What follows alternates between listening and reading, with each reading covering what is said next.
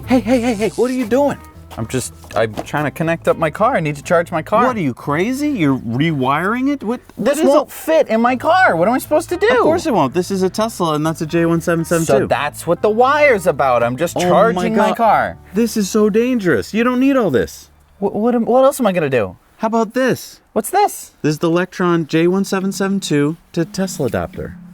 Simple.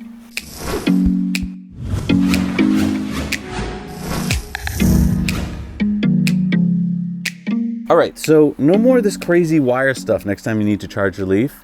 This is the Tesla end. I know it won't fit in there, but if you use this from Lectron, see? Oh, so this is the Tesla end. Has the female for the Tesla, and then that. Oh, it clicks right on. Yeah, then that's the J1772. This is familiar to me, right? Because it goes right in here. That should plug right in there.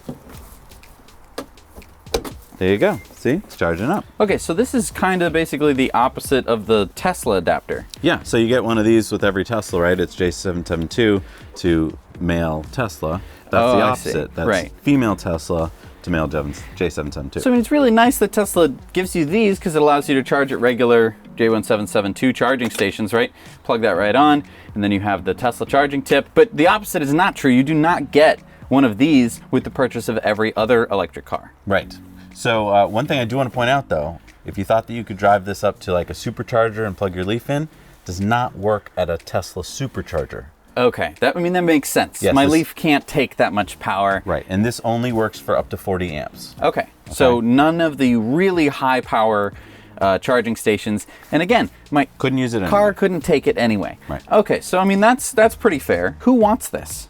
So I think there's two basic groups, right? There's people who drive EVs that are like Leafs or Bolts, and they want to be able to stop at Tesla destination chargers and charge up. So it'd be great to have one of these in the car. Absolutely, because I mean, I think there's two kinds of EV drivers, right? There's the adventurous kind who want to go out into the world and explore, right? I'm just exploring all over the place. This is going to help me do that because it's going to open up more chargers to me. And then there's kind of the opposite person who is worried about their state of charge at all times, range anxiety up the wazoo. They're just freaked out and they're like, I'm not going to get home. You have another network of chargers that would normally not be available to you. So Tesla destination chargers are now your little safe haven in addition. So you're buying yourself a new charging network. Yeah, and as you can see from this map here, they're all over the place. Right. I think the second group that would be really useful for are people that have the destination chargers at their business, because then not only Tesla owners can come, but also any other EV driver can drive up and use their destination charger. Because let's talk about this for a minute. Tesla will install destination chargers at businesses, hotels, shopping centers. For free. For free, right? They will give them the chargers and basically just need to pay for the installation. And it's a pretty good boon for business to have destination chargers at your place of business. Yeah. But one thing that Tesla doesn't do is a lot of times they won't offer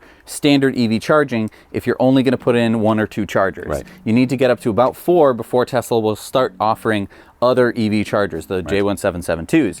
So one way that a business could get around that would be to get their free chargers from Tesla. Thank you very much, Tesla. And then purchase one of these, which really isn't that expensive in the grand scheme of things, and just say that it's available. And you put a little lock around it so it doesn't go anywhere. You know, attach it to a little rope or something, little chain. Well, and that was my next question for you is, do you think it's worth it? So this is $195 on Amazon. It's cheaper than some of the earlier models we've seen. Yep. So it's coming down in price, which is good, but it's still pricey. So do you think as a Leaf owner, you'd want to own one of these? I think that if I know that there's like restaurants or hotels that I want to go visit on some kind of really big adventure, sure, it could definitely be worth it, especially if you knew that the only alternative would be either to not go on that trip or that you'd have to wait and charge somewhere for 10 hours. This could get you down to like 2 or 3, which is huge. And then on the other end, of course, is the person who's really worried about their charge.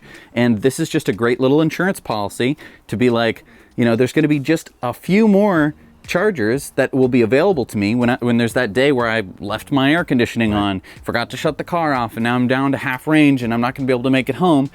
This is a great little, little relief in the back of my mind to say like, It's not the end of the world. I will find a destination charger. And then for the businesses, I think it's totally worth it. You know, you're getting some Tesla chargers installed. Maybe you're getting 1 or 2 installed. It's not usually all that expensive to get them installed. And plus, you know, it's going to be such a boon for business, but you don't get those other EV chargers installed.